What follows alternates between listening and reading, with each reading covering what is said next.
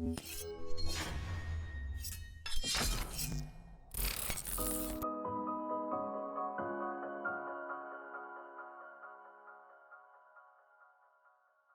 today we have the new Apple Watch Series 6, and I've had a week to play with this new model. It has the same design as the previous gen, aside from some new colorways that now offer a midnight blue and a red color option to add to the collection. Now, red being one of my favorite colors, gave me a nice alternative to the all-black Nike edition that I've been wearing for the past year. Not to mention these new bands definitely give the Series 6 a nice new sleek form factor. Getting into the box, not much has changed, although now you don't get the charging brick in the box, and based on which strap you choose, it does come separately, leaving the face by itself in the package together with the USB charging cable.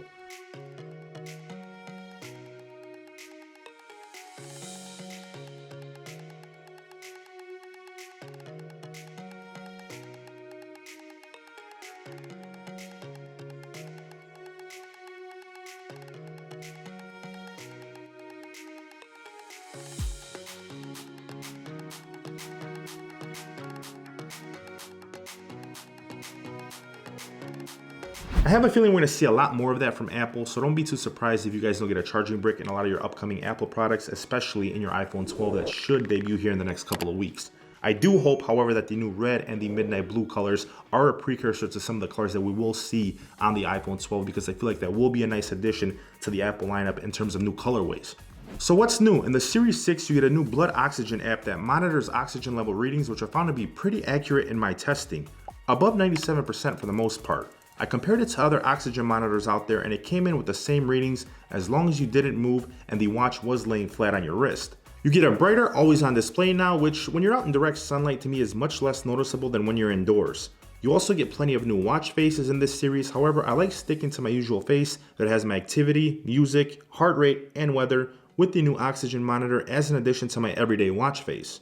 So Apple is advertising 18 hours of battery life with the Series 6, which is the same that you get with the Series 5. Now personally, I feel like I do tend to use the Apple Watch more than the average user, and as long as I'm not using the cellular, I still have about 60% battery left at the end of every day. Now, I've always been accustomed to charging my Apple Watch at night ever since the Series 1 came out, so I really haven't had too many issues with battery life with this model. Especially now also sporting faster charging times, giving you a full charge in just under 90 minutes.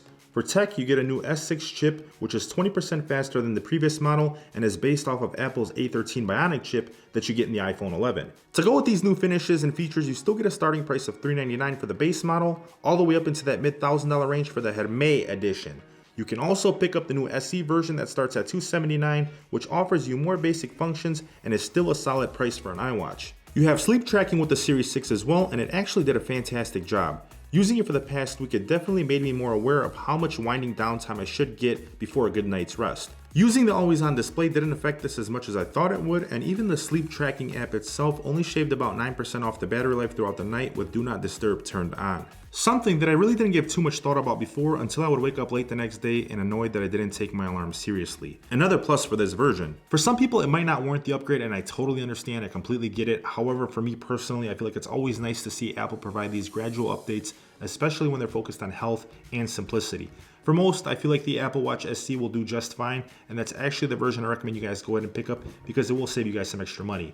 Let me know down below in the comment section which version of the Apple Watch you guys are currently rocking. If you guys are new to the channel, please make sure you guys subscribe, and if you guys did end up liking this video, please make sure you guys go ahead and destroy that like button for me. Thank you guys for watching. I hope you guys enjoyed the video. I'll catch you guys in the next one. Peace.